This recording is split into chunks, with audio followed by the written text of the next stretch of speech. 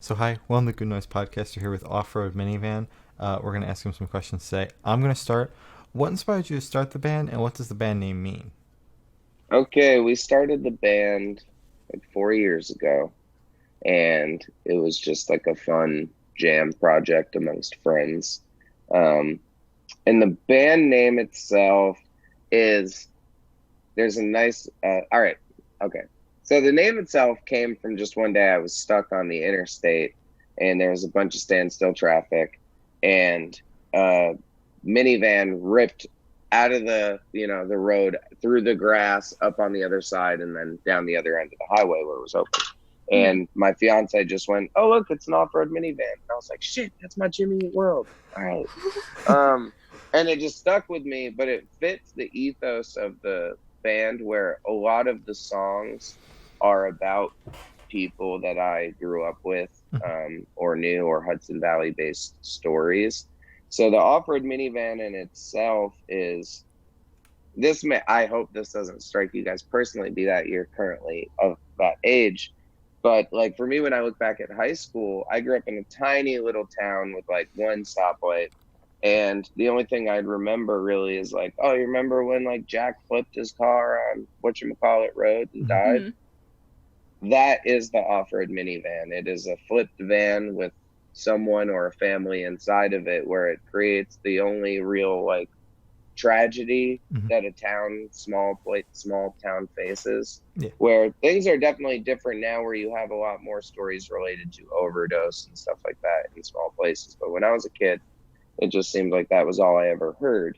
And I enjoy like tragic stories. I think they're interesting to me. It's not that it like makes me super happy, but I tend to gravitate more towards wanting to tell stories like that, because I think they get left in the dark very often. And who's to say that that person wasn't important? Just because they weren't like some celebrity doesn't mean that that story shouldn't be told.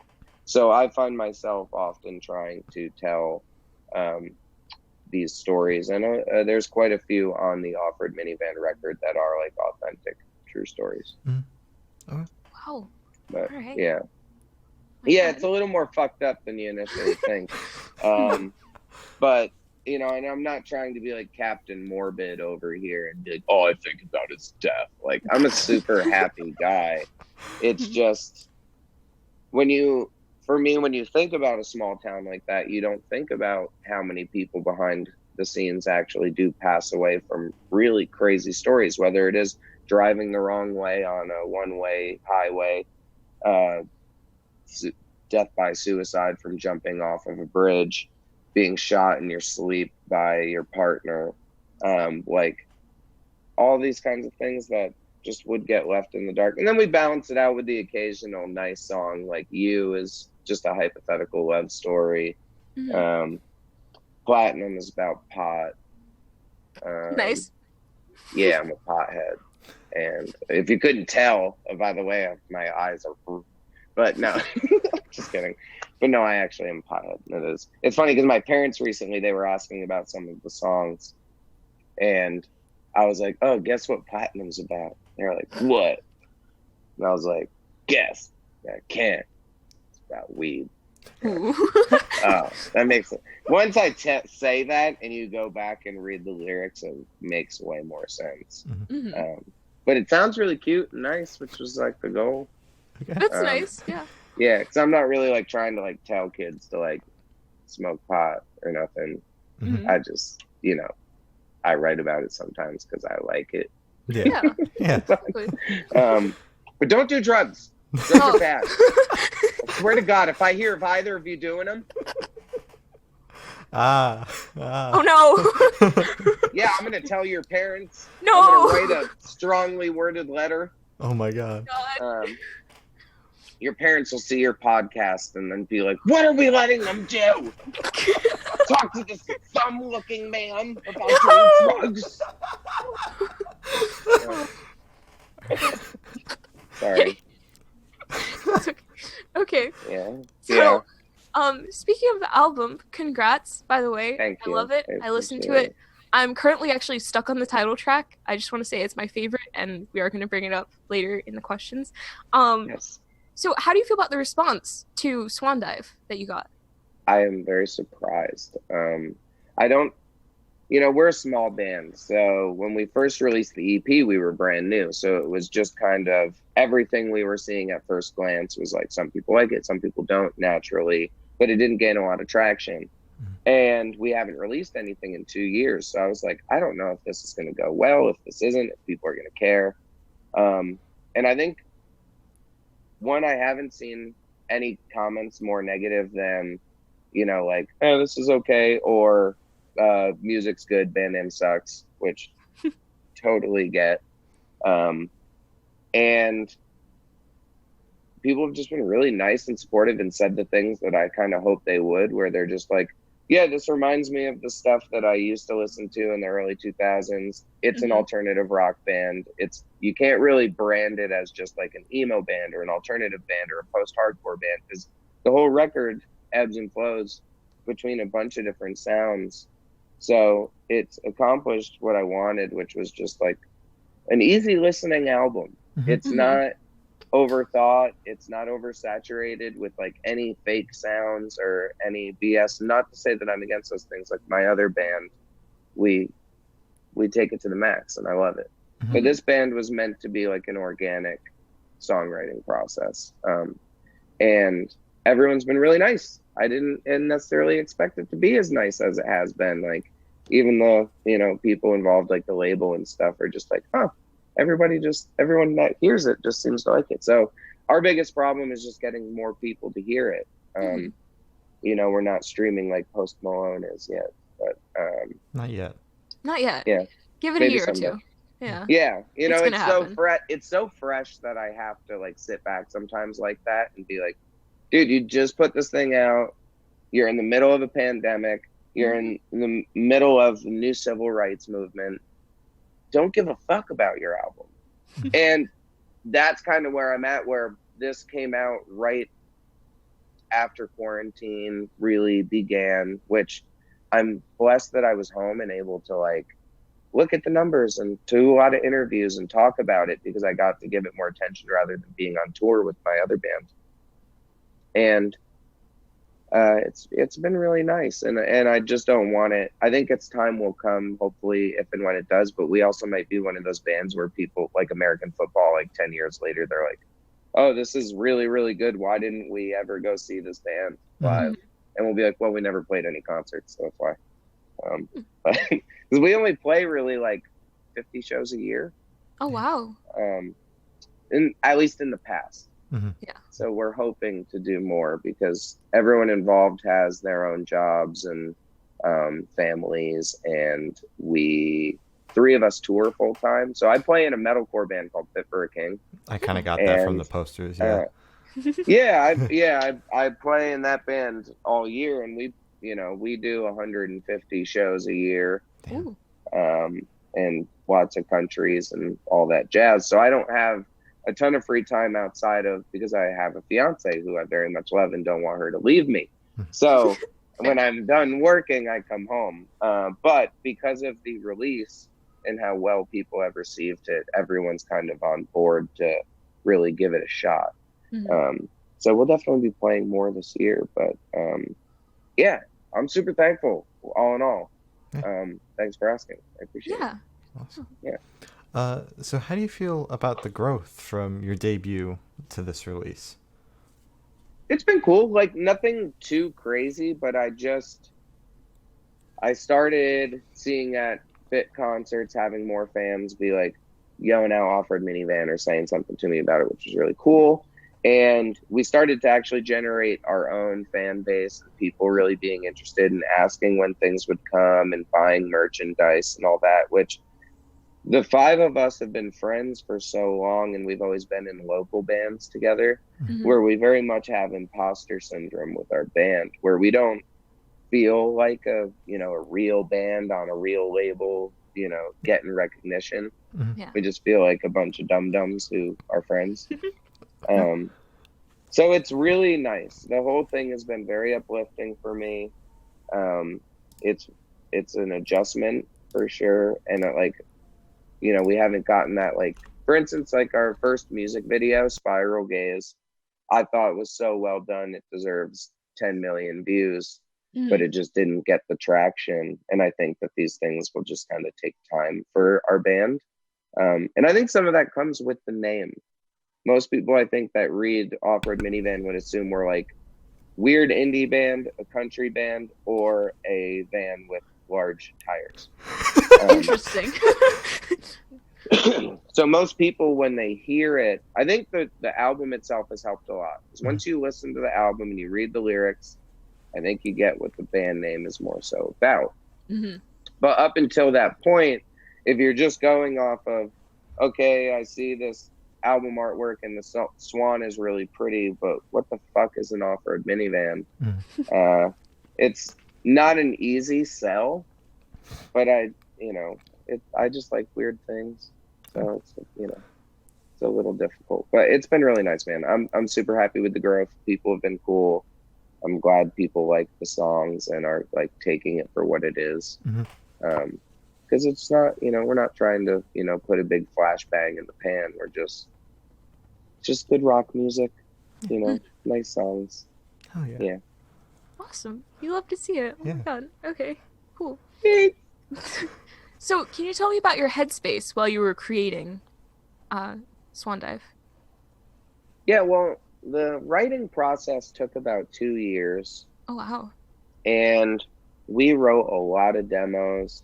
And the way that our band writes is not like most modern bands, where most modern bands now have like one guy and he like writes the music and then everyone else kind of participates and then the singer writes his shit and then they put it out on the internet. Yeah. Where ours is, we have 4 songwriters in the band. Oh wow. So I write songs on my own, Miles writes songs on his own, Evan writes songs on his own, and Melvin writes songs on his own. And then we all touch on it, kind of produce each other's tracks and make it all blend together.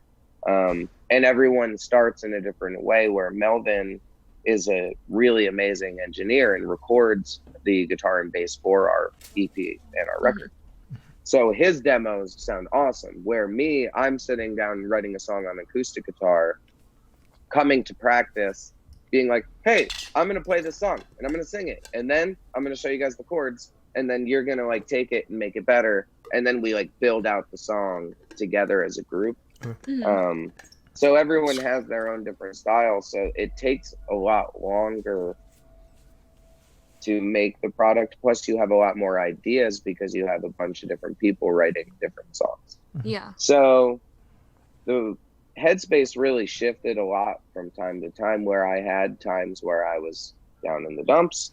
I had times where I was very happy, but overall it was a really reflective record for me, where I took my time. I really only said things that I wanted to say. There's one song that was recorded, finished for the album, was on the album, and we pulled it at the end just because we felt like it wasn't done properly. Okay. I get that. And it'll still come out someday. It's called Candle in the Dark. You can find it on YouTube. Because we played it live before, where there's times where 2 of the other guys will be out on the road doing their job, and we'll get a tour offer. So we'll play as a 3-piece, and I'll play guitar, one other guy will play guitar, and then Evan plays piano. Oh. And the drummer is actually like the best piano player ever. That's so cool. Yeah, he's insanely talented, and him and Miles both went to school for music and music composition and playing and stuff. So there's a lot of really different talented guys in the group that you have to kind of be patient with and harness and get the best out of. And then it allows me to take my time and really, write the songs that I want to write on my own and say the things I want to say. And everyone's really embracing of it and helps with that. So it's cool, man. It's a really, really fun experience, and so much different than my other projects that I've been in the past, because there's just so many different ideas flying all the time, where you just have to like listen to everything and be like, okay, like this part of this thing is so great and this part of this thing is so great. Like how can we get these to come together? And, it's fun. It was a great process. And we recorded it in a similar fashion where Mel recorded all the guitars and bass at his house. We recorded drums at a studio on Cape Cod. Mhm. We recorded vocals at a studio in upstate New York. And then that guy, like, made the guitars and everything and mixed everything, made it all sound a lot better. Mhm. And then a different guy mastered it. So there's just been so many people involved in the project. Yeah. It was really annoying. But Nice. but it worked out in the end. Yeah, when you're the person having to schedule it, it's really not that fun. Mhm. Yeah. But yeah, it was cool. I'm very pleased with how everything came out. And my headspace was able, I think, to be doing that record was a big cleansing for me. Nice. I needed to do it. I had these songs building for years. Some of these riffs have been saved for years. And I got to say everything I ever wanted to say on an album about where I grew up. And if it was the only thing I ever got to do for that project, I'd be very proud of it. So That's awesome. yeah, thanks. Yeah. Yeah. So, what made you choose the name for the album, Swan Dive? Well, we went back and forth with a few of them where, we questioned, like, we had a few, we were in a tizzy altogether. We questioned changing the band name. We questioned a few different song titles and how we wanted to perceive it. Some of them weren't, or album titles, I should say. Some of them weren't based off of the songs. Some of the album titles were just like, well, we love Supernova. Do we call the album Supernova? But Swan Dive, I think, was really important because one of the greatest steps in making a record was me and Evan, our drummer, getting to do a lot of the vocal pre-production together. So I would just go to his apartment. We'd have the instrumentals. He would record me singing the parts, and we'd work on it together. And after we had that song, like in the original version, so this was before the word Swan Dive was even on the song Swan Dive. Okay. We were discussing, because there was a whole different chorus to that song, and the Really? chorus of the song, the "What if I die," that was originally the bridge. Huh. So it was a whole, So eventually, after having the first demo made, I had the guy who recorded it take out the chorus and put the bridge in the chorus, and we were like, that sounds like 30 Seconds to Mars. This is sick. I love it. And I was just, so that changed that, but it didn't have the Swan Dive hook, the falsetto. Yeah. And Evan and I were discussing, like, what is this song called? And we were talking about what it's about, which is about a friend of mine from high school who took his own life by jumping off of a bridge in our area. And we were just on the phone, and I forget which one of us said it first, but it really struck a chord, and it kind of fueled this energy where him and I were just bouncing everything back and forth. Every word of the entire record we went over with a fine-tooth comb. And it just exemplifies the record. And I wanted that song, even though it's not like a single, that dude was so important by not, like, we weren't best friends or anything, but the Jamie of that song, he was a really great human, and he deserved something that was all his. So it's for him. Like, I don't know. It just works. I could visualize it. It sounded right. It felt right. Nothing else just seemed proper. And it brings more understanding to the name Off Road Minivan. So all in all, I'm very happy with it. But yeah, it's for my dog. He's a cool guy. Everybody deserves to have a little spotlight put on them sometimes, and sometimes it's a little too late. So, you know, not to get all, I always get all sappy when I talk about it, but, you know, yeah, I know I'm bald and I look like a meathead, but I swear to God, I have emotions. Yeah. Okay. So, Very yeah. wholesome. And it just, yeah, he was a really, really good dude. Last time I saw him was my 10-year high school reunion, and it wasn't the best. There was some like awkward things that happened, and then shortly thereafter, maybe a couple months, this happened, and you just kind of sit back and you're like, how the fuck is that the last time I ever saw that person? And he was just very supportive of me and my career and music, so I wanted to give it back a little bit.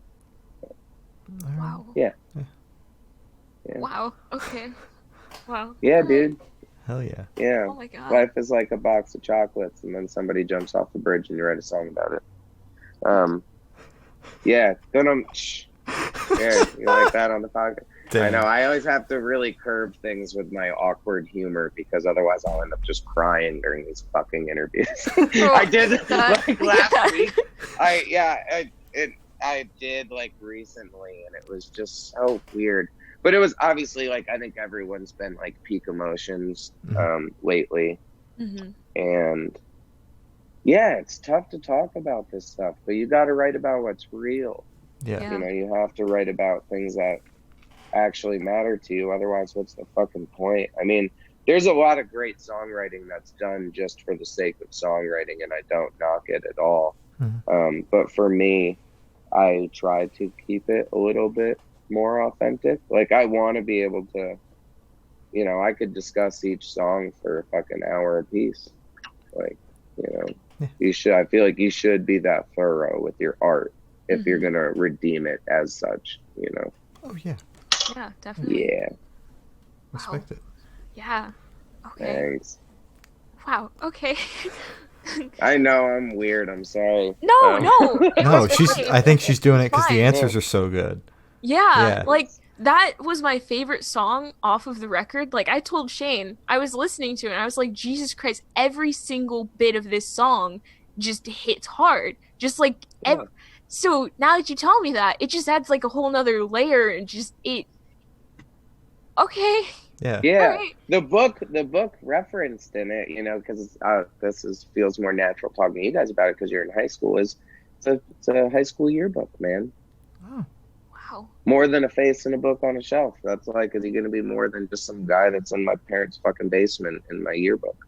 You know, and for the older you get, these things, they become, you know, a little more numb and distant, and you hear about, oh, this guy died of this guy had cancer, this guy had an overdose, this guy died in a car accident, and you stop thinking about, dude, man, I sat next to that guy for a whole fucking year once, and we had such a good time. And, you know, Jamie, for instance, which isn't his real name, I just changed it because his parents were so struck by this, they didn't even do an obituary in the newspaper. You know what I mean? Like, this was a tragic thing, and no one's spoken about it. But I grew up doing Taekwondo with this guy. I saw him, you know, in school. I saw him after school for 10 years of my life. I sat next to him in classes. And we weren't the best of friends, but you get to know somebody through that. And, but the problem is I still never saw the struggle. You know? Yeah. And that person himself, he was born with cancer, and he had a surgery when he was an infant, and he could only, you know, I'm not going to tell too much, but the dude just had a hard fucking life. Yeah. You know, hard life. And, you know, a lot of people do. And I think that now people are starting to wake up and acknowledge these things and realize it and notice that, you know, daily pain, and it's good to reach out to those that you care about and, you know, speak to them and try to do your best before it is too late. But, you know, hopefully in the matrix, in the heavens, whatever, he can hear this song and be like, my dog, you got me. So, That's that. Yeah. All right. Yeah. Dun dun. Yeah. It's, I'm very thankful that we got to make the songs we did. Because some, like I said, a lot of them are uplifting. Some of them are just personal, like super cathartic. Like Supernova is just about how I have a bad temper. And it's fun where eventually, for instance, like Spiral Gaze, I wrote that song when we first put out the EP.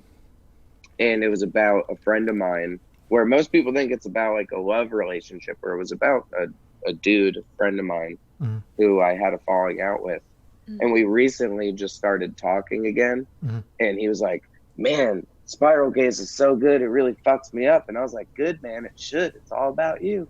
And he was like, I thought so. And I just didn't know how to ask you. And I was like, oh, yeah, dude, that's 100% you through and through. Damn. And he was like, well, goddamn. There has to be a level of honesty, I think, with these kinds of things. And for me, it helps me to sort out my life. Always has. Whenever I was a little kid and started getting upset about stuff, I started writing. And my mom has my first song I ever wrote somewhere. It's in some like photo book shit. But yeah, it's cool. Like, I think everyone should try it. If you can't write out your feelings, I should say, writing out your feelings is a great way to process them, because then you can just really look at them. And that's where a lot of songs start. It doesn't have to rhyme. Just write. Just put it down. Yeah. So, yeah. All right. Word. Word. Definitely. Okay. So, wow, this is, I don't have a good transition to this. Moving to something a little bit more lighthearted. Yeah, sorry. And let's keep it fun, It's all good. It just, some of it gets a little sad and dark sometimes, and I don't mean it to, and I try to keep it as light as I can, but it's difficult when talking about certain aspects in certain songs where, there are sad sounding songs where, like, Vampire sounds super sad. Doesn't make me want to cry when I talk about it. Totally fine. So, it's just, that's the only one. And you know what? To end your question, I think that's why it's the album title. Wow. Just because it's that heavy hitting song. It's heavy, man, and it's real as fuck, and it feels proper. Where even the opening lines, for the longest time, Jamie, a man who takes the cake for holding it all down. I thought about those lines, and I thought they were so silly. And I was just like, I gotta change it. But no matter what, I just couldn't fucking change it, because it just felt right to me. So I think that's just what I'm proud of. And I could visualize the artwork in my head, because I already, we had an ethos that we wanted to go for. We don't like things to be too busy. And the guy that made it, I mean, he just smacked it out. Definitely. It wasn't even like I had to give him a bunch of edits. The only edit was like, can you get rid of this one ink blot dot? So, yeah, it was an awesome experience on that end. So yeah, that sums up the album title in 20 minutes. Solid. I mean, thank you for that. Yeah. Oh, of course. Always glad to talk about this stuff, because I think one of the things I've noticed most in my years of touring is people just want somebody to talk to. And that's why they're so willing to, if I go through my DMs on Instagram, you get these super deep, heartfelt messages from people, because they're just so desperate to talk, where I want them to see that I too I'm just as desperate, where I have things I'm trying to get off my chest too. And I think that opens a comfort level where when I discuss things to, to the level that I do discuss them, I think it leaves myself a little more vulnerable for someone to come and talk to me about it. Be like, hey, you know what?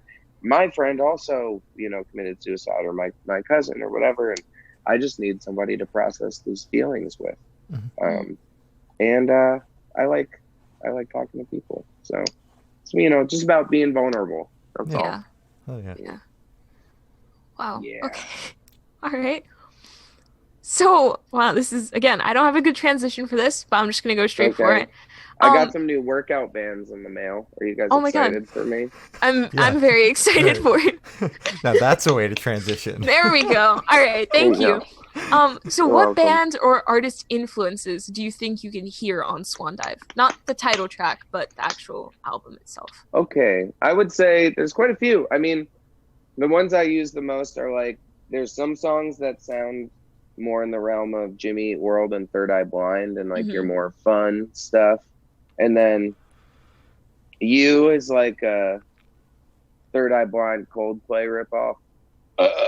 Sorry, I just had that billowing. And then there's songs like Swan Dive, Vampire, Keepsake, Carousel Blues. I think they dip into our post-hardcore roots with bands like AFI, Thursday, Coheed and Cambria.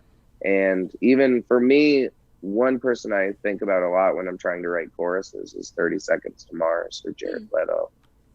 Just because I love the way he releases, where the thing I like about the Swan Dive chorus was when it was originally the bridge, I didn't have like a melody in my head. I just wrote those words down and then I just sang them, and then it ended up being cool. Yeah. That was it. And Wow. I like how sometimes you just have to like kind of just open the box and just let it be. So I would say there's definitely the post-hardcore elements, and we love that, like the early scene stuff, like some Armor for Sleep and Thrice and Thursday and AFI and bands like that. And then there's the lighter side that I view as like trying to keep it a little more wholesome, a little more commercial. Not in like a negative sense, but like I want to write songs that could be in Starbucks too. That would be cool as shit. That would be Or pretty like cool. on like The Notebook or like Garden State or something. Like I'd love to be the Shins, but not the Shins. Yeah, yeah, I get that. So I think it ranges, and it, we're kind of, yeah. I think those are some good bands that I think we sound like, ish, kind of like that. Those are definitely ones that I reference, and then really all in all with like vocal delivery, I just want to be Chris Carrabba from Dashboard Confessional. Oh, all right. Yeah, solid. I think he's like the best male singer like ever. He's so good. Valid. And he's hot, and I want him, and I want to be him. And get well soon, Chris Carrabba, because he just got into a terrible motorcycle accident. He's in the hospital right now. But yeah, he's who taught me how to get into my feelings. Oh.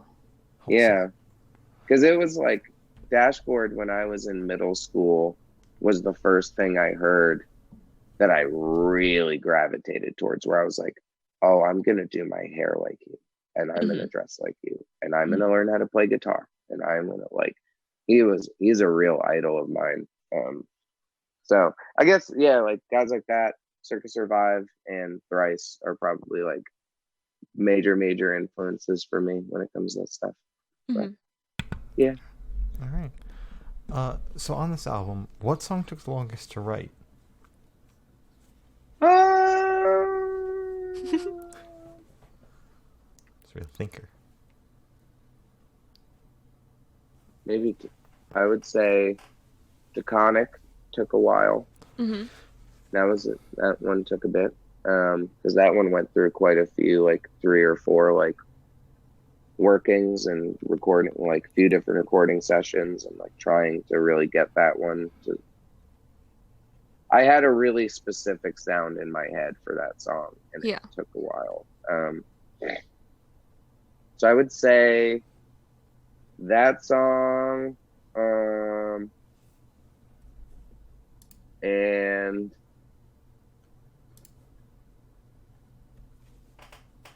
yeah, that song.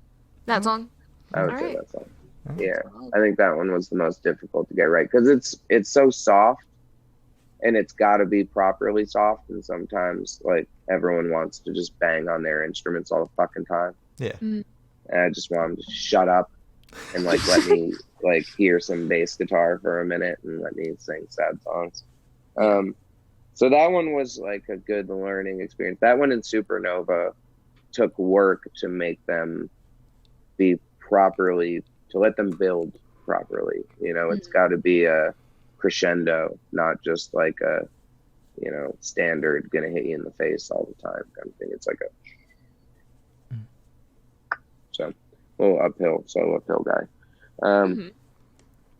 Yeah, and I guess the really the hardest one for the record is the one that's not on the record. Bruh. Candle in the Dark. Yeah, no, that one just like it didn't sound right in the end. It's my Starbucks track on the reels though. Like it's gonna it's cute as fuck. I wrote it for my fiance. It's super cute, and it's just a nice little love song, but it wasn't soft enough. It sounds too mechanical. So we pulled it. It'll come out someday. It's good. It's just not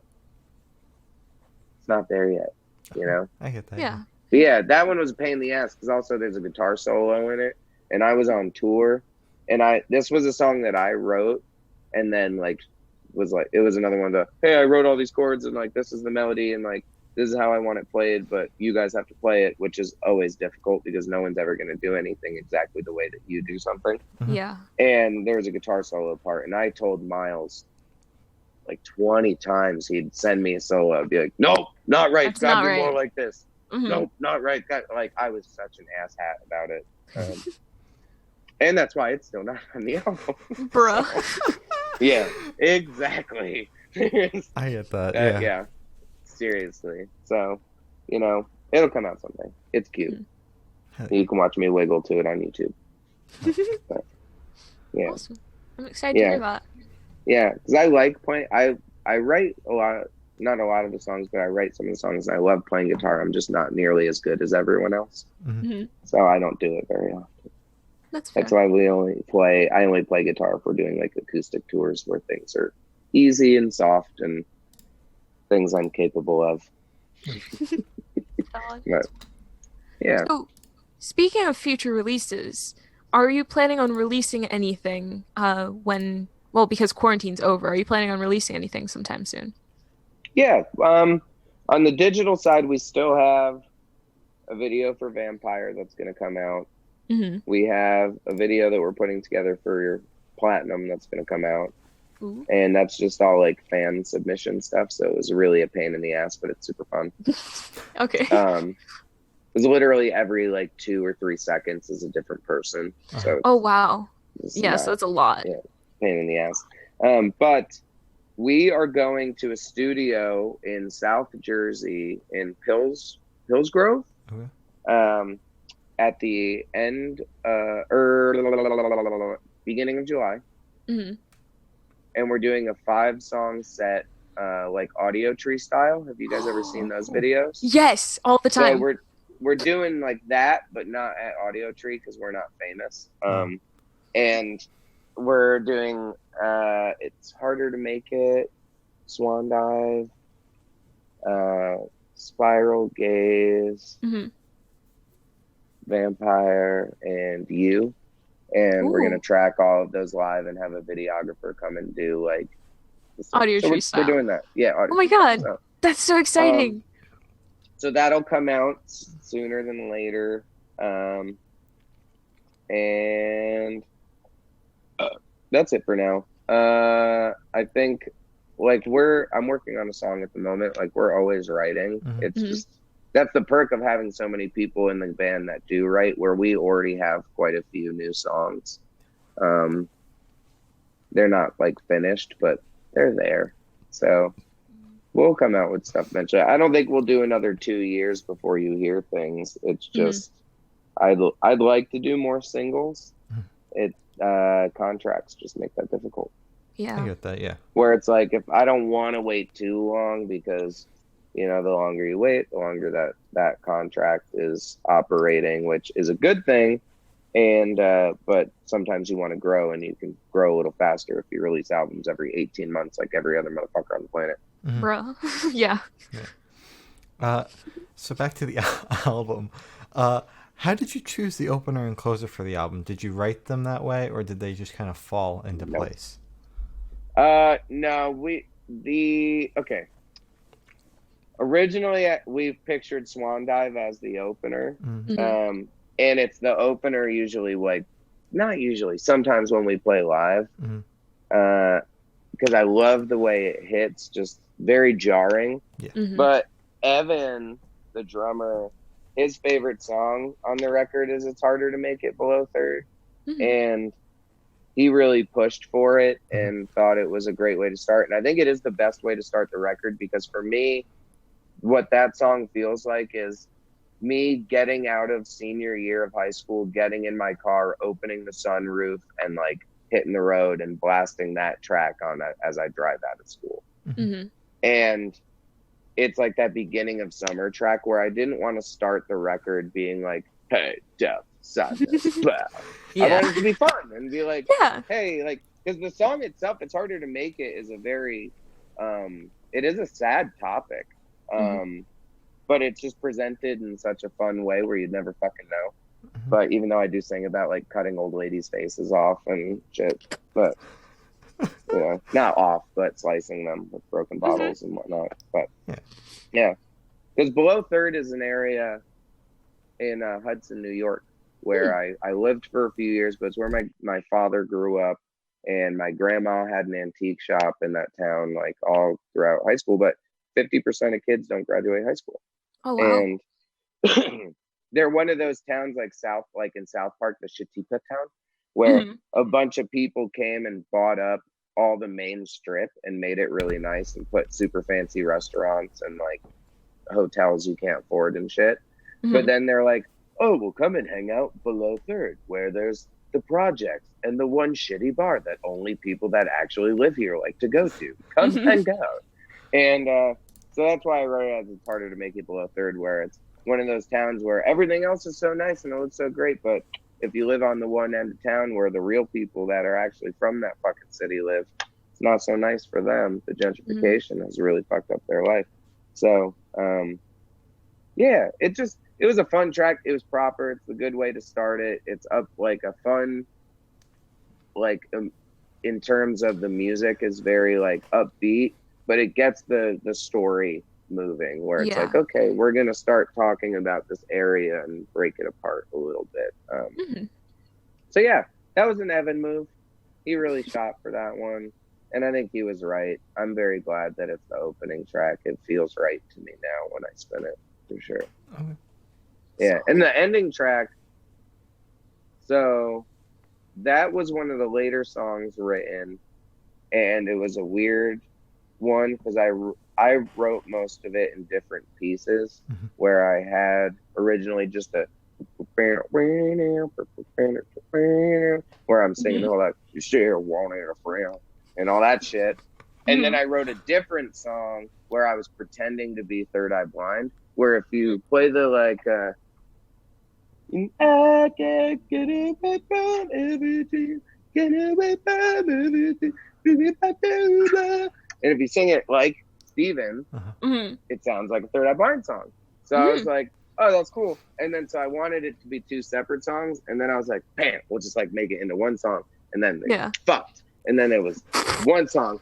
And then our EP ended with a breakdown previously. So the reason why it's definitely the last track is because it has a breakdown in it.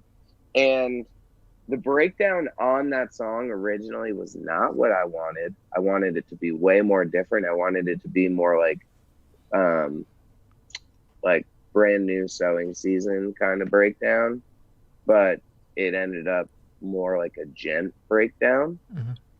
And I like it now a lot because it shows the band's influence more, where Evan and Melvin really love like that kind of metal.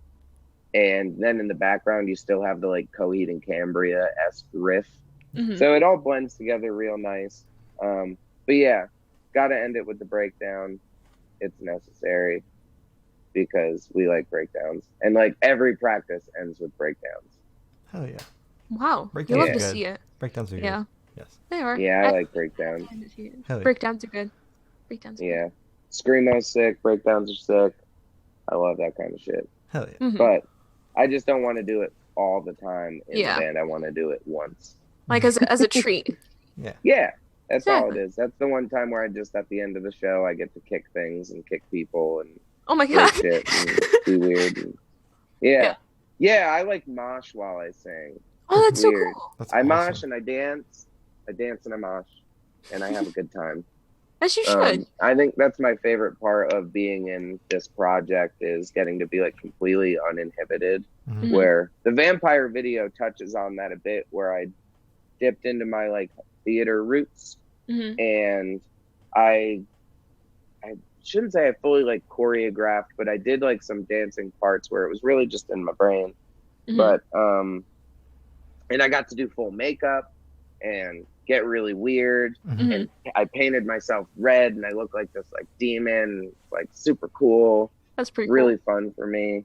And we got to put makeup on all the guys in the band. cool. And it was really fun. And yeah, I don't know. I got like that side I always love to like showcase a little bit too, get a little weird and uninhibited. I get that. You Yeah. know? But, yeah. Oh, I kind of lost where we're at here. I just started rambling about some shit. It's okay. Talking about makeup. Well, you Yeah. brought up live shows, actually, and that's the next question. What 3 songs from the album are you looking forward to playing live the most? We've already played quite a few of them. Oh. But because we've been, you know, as we wrote this record, so essentially when we wrote the EP, those were the only songs we had. We just had one other song. Because, long story short, Tooth and Nail Records and Solid State Records, which Solid State Records has Fit for a King, I understand. Tooth and Nail Records and Solid State are owned by the same man. And the same A&R person represents both labels. So when we started this band, we finished the song Spiral Gaze, which we wrote at our first practice. And then Melvin made a demo of it and I sent it to the label and they were like, yeah, this is really cool. What do you want to do? I was like, can I put out an EP and like maybe make a music video? And they're like, yeah, sounds good. And I was like, okay, so the band's getting signed? They're like, yeah. And so we had to write more music. And so we made the EP, and once, you know, it had been a year of that, we just had kept writing songs. And as we wrote those songs, we wanted to play them live, where you can't write a song like Swan Dive and then not play it. Yeah. Like you can't go play the other songs, but know you've got that one. Exactly. Like, oh, I'm just not going to play this for you guys. You know, a lot of bands do that because they don't want people's first impressions to be the live version. But without doing that, sometimes I can't figure out how to finish the song. Where sometimes you'll go and play something and you'll be like, actually, that part sucks live. Like, we should not do that. We should change it. And I think it helped to mold the record a little bit more. But my 3 favorites play live: Swan Dive. I love to play Supernova. And I love to play Bliss a lot, because Bliss, I get to like just jump and dance and be like a little pogo stick. Fun. I Love feel to like see it. I feel like Haley Williams when I sing that song. Like, You love to see it. Honestly. yeah, Hell yeah. Like, she's one of my big influences for stage presence, where I love the way she dances and moves and just doesn't give a fuck. Like, it's all in the hips and she's just doing her thing. And that's exactly how I want to be on stage. I would like, it's an interesting thing to say, but I'm not super influenced by male stage presence very much. Like, I like to do like my mosh moves and spin around and do that whole thing. But I just like dancing. And I think that it feels better. And most men, when they sing their songs, aren't like Matt from 1975, where they're like really getting into it. And like, like if you're gonna sing a sexy song, be sexy. Don't like just sit there like a stiff and be like, yeah, I want to give you my bod. Like, that's fucking boring. Like, do it, feel it. You know, so I like that she does that, where whether she's playing Decode, I can see the anguish in her. And then when she's singing Ain't It Fun? And she, Ain't it fun? Like, I want to be like that. So, of course, you're like that. You know? It's great. It's the best. She's the best.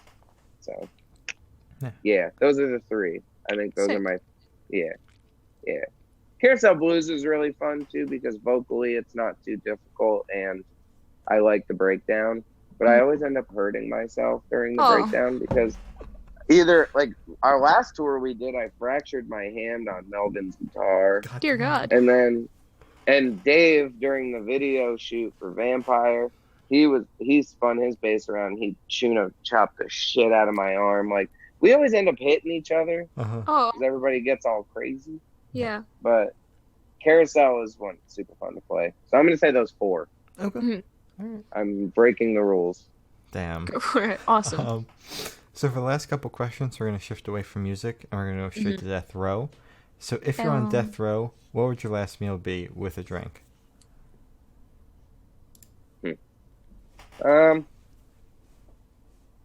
The drink is difficult because it will really depend on the day, but I'm gonna go either a whiskey ginger with Jameson, margarita, or a mojito, depending on my meal.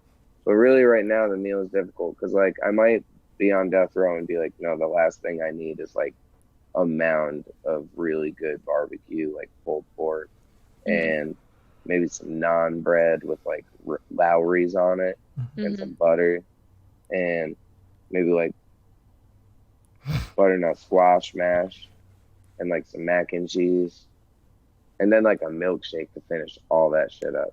Solid. I think that's something about like that. Either that or I'd be in one of my chicken parm moods where I'd be like, no, I have to have like chicken parm. Like the best chicken parm sub you can find on the planet. Like that would be super good. Yeah, I think I'd probably that. Yeah. Solid. That's a good one. I like that one. Yeah. So I have the honor of asking the last question, and everybody we've spoken to have said it's the most important question. Okay. What is your favorite color? Lavender. Oh, Very I wholesome. love that. Yeah. Yeah, It fits it's my you. favorite color. Thank you. Mhm. Yeah, I'm very lavender on the inside. I love purple.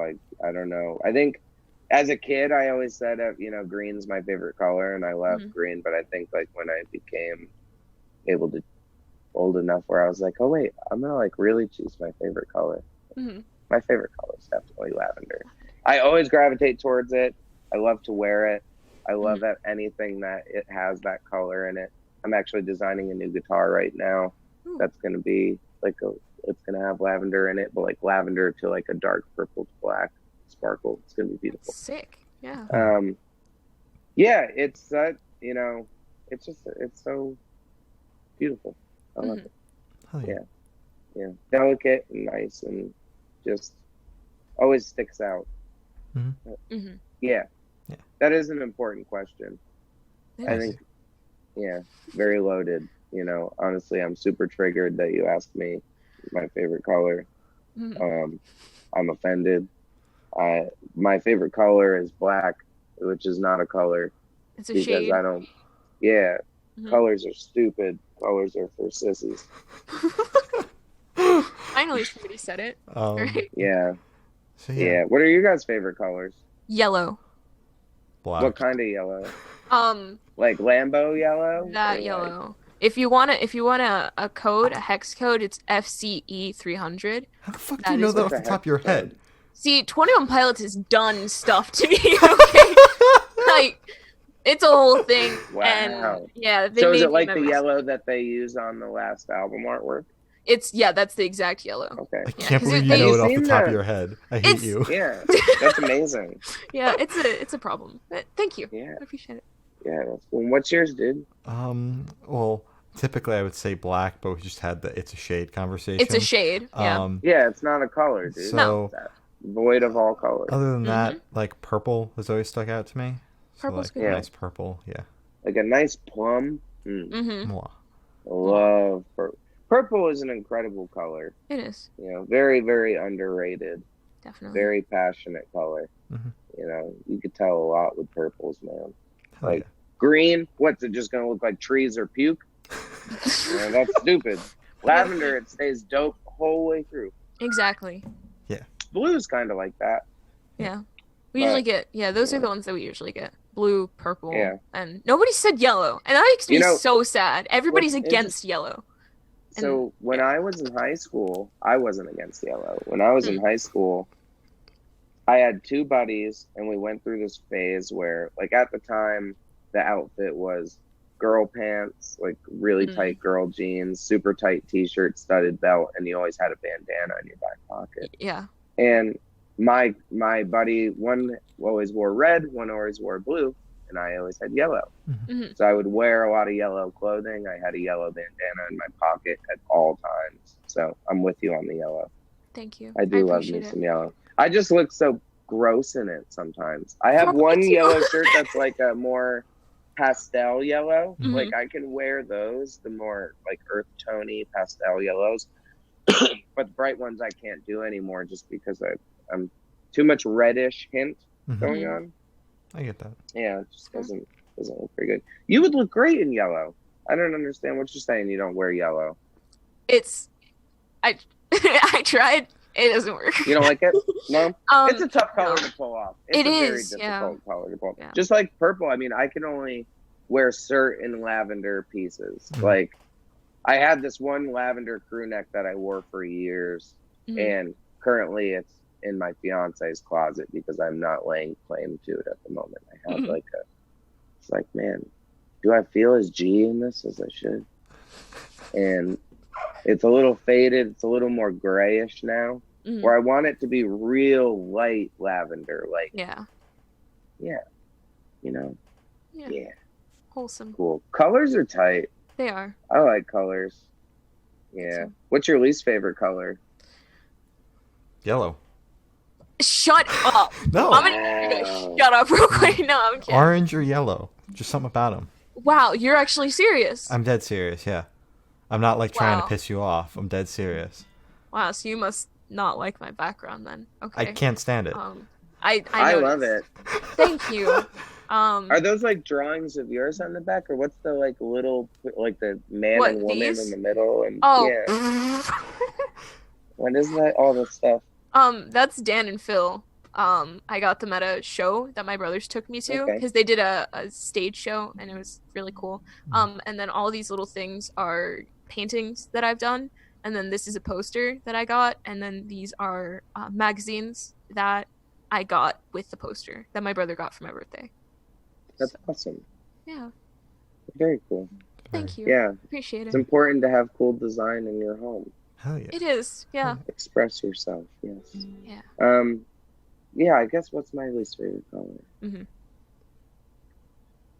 I mean, there's certain shades of orange that I'll just never try to wear. Mhm. But I like orange as a color. I like autumn colors. Mhm. I like earth tones a lot. Yeah. And I'm a big pastel fan. Like, Ooh. but it's least favorite color.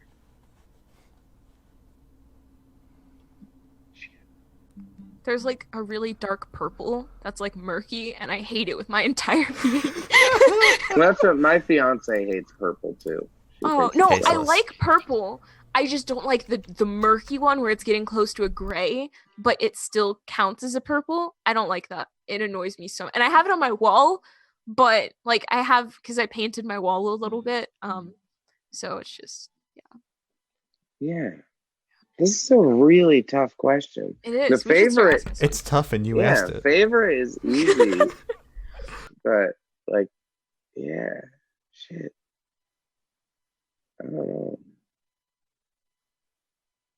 I hate pink because it's for girls, and I'm a fucking man. Hell yeah. Oh. This is America. I don't like no pink. That's a singer. She sucks. You guys, you got me unhinged. Hell yeah. Oh my god. Yeah, you Finally. guys are my second interview this morning. So the first one I was a little more stiff on. This one I'm losing it. I felt that. Like, Dude, me too. after Yeah. interview number 5 of the day, it's just unhinged, you know. We're I'm just done. just so fucking stumped though as to what my least favorite color is. Maybe like- like an eggshell white. Nah, man. Yo, I got this Supreme shirt that's like so white it looks real nice on me. Oh, But yeah, I'm gonna go with some shade of orange, I guess. orange. All All right, solid. My brother is crying in the distance. Well, tell him to buck up, soldier. So, as Glory said, that's all the questions we have today. Is there anything you would like to plug? No, well, yeah, I do. But also, sorry, I just started adding guitar at the last. Oh, it's all good. It's all good. It's fine. It's here, and then I can't not touch it. I mean, it added like a nice, to the end. So I liked Vibe. it, yeah. Okay, things to plug. Yes. One. It will be more. There's going to be an Off Road Minivan music video for the song Vampire coming soon.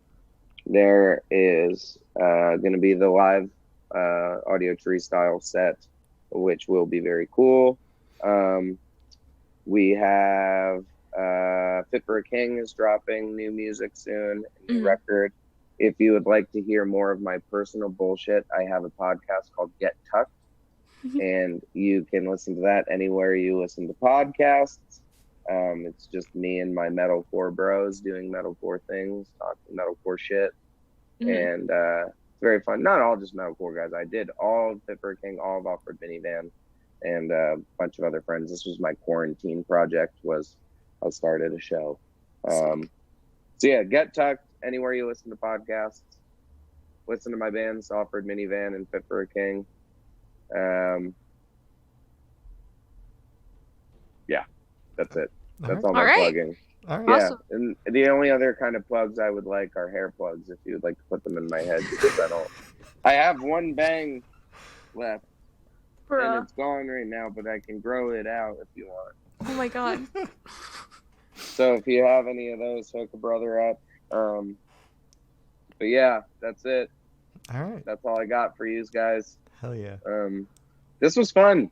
I had a great time with you today. Yeah, this was Awesome. much more of a conversation. I'm sorry I cussed so much on your show. Dude, it's okay. It's all good. But you know what though? I feel like your parents probably someone that watches over you will watch your show and then be like, "Who the fuck is this troll?" Oh, dude, it's honestly, cursing isn't that bad. As we had somebody literally like hit the bong multiple times in an interview on camera. Yeah. So like, dude, it's fine. We don't mind. No, no slurs and limited drug use. That's all we ask for. That's all we ask. Well, geez, yeah, I hope so, for the love of God. And the thing that's interesting with that too, if anyone would like to look something up, I did years ago, I did a video with Heart Support where I did speak about my own personal issues with partying, drugs, myself. Like, if you want to go ahead and deep dive and get more into the sappy stuff, that's something. Now, mind you, I'm not up here being like, I was a terrible drug addict and I had to have my life saved.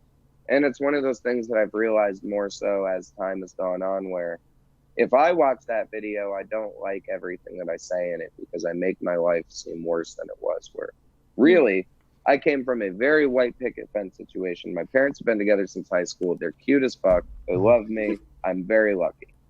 But I've made some poor choices where I just did some things I shouldn't have done, partied too hard, did some drugs I shouldn't have done, let things get out of hand, and took my life in a direction that it didn't need to be going in. And it's okay to make mistakes. A lot of people are going to make mistakes as you guys grow up. You go to college, you start to experience the world. I'm sure you'll make a few. But just be smart and always remember that it's more important to care about the long term for yourself, where, those things are very short term. They're money, and it's just getting your blood pumping or slowing it down. Just enjoy yourselves, enjoy your youth. Don't feel so pressured by society to go out and take it to the max and party and be like Snooki and do all this stupid shit. Be yourself. And luckily I didn't, I never smoked anything in high school, not even a cigarette. I got drunk the last week of my senior year of high school. And in my 20s, I just gradually started participating in things more. And luckily my life has ended up just fine. and I haven't ended up some crackhead. Yeah. But That's good to hear. Yeah, that's great you to hear. know, just be careful as you grow up. And to whoever watches this, whether it be someone that cares about the both of you or anyone else, I never mean to glorify anything like when I make jokes about pot. Don't want you guys going and doing stupid shit just because stupid people like me say something. It's not appropriate, and I think that that's one of those boundaries that I have trouble with when doing these interviews. Is like keeping it proper, and so no disrespect meant to the both of you today. And I hope you were just fine. Such. Yeah, you're fine. Yeah. Cool. Yeah. Yeah. It's important though.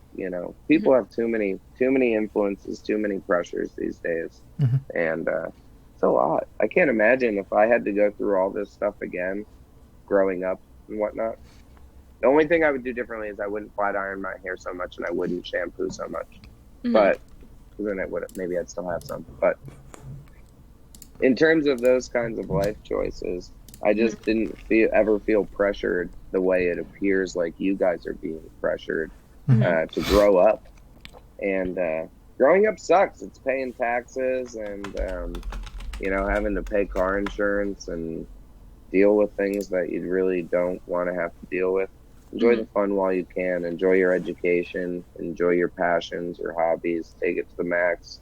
Use this time to pursue your dreams. Hell yeah. Don't just sign up for something stupid, because that was the one thing at least my parents were extremely incredible with, where they knew very early on all I wanted to do was perform, whether it be on Broadway or in a band. And fully pushed me, supported me, funded me, helped me constantly. So make sure you're just pursuing your actual dreams, the things that you really want to do, and not just what other people tell you to do because it makes sense. There are plenty of engineers, but we can always use better art. So, Wholesome. And with that, we're going to cut it off there. Yes. So thank you for sitting down with us. This has been Ryan from Off Road Minivan, and we're the Good Noise Podcast.